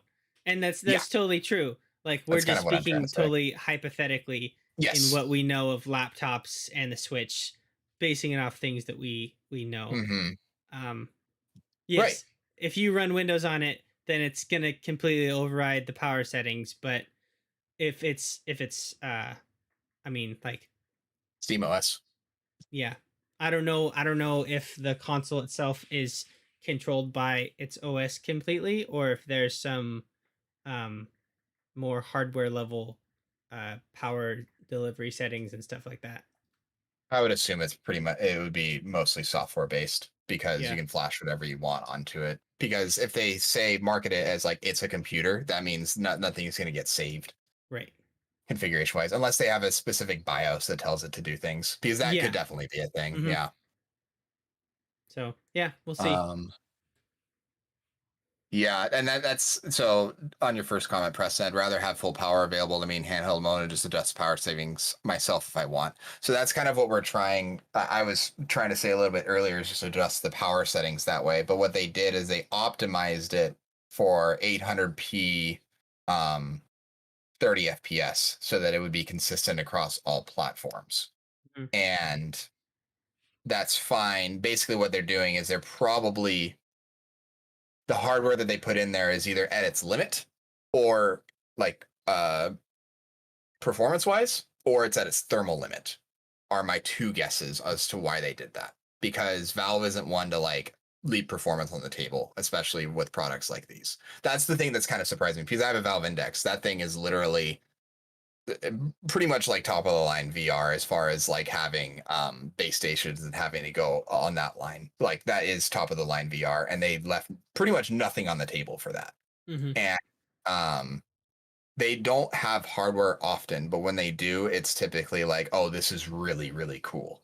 I'd be curious if because of the size and it really more power to the Nintendo Switch then, because like if this can do what it does and then the Steam Deck, I don't know what the performance numbers are different, but again, comes down to optimization and all that jazz. So it is tough to compare them because they are two completely different beasts, Right. essentially.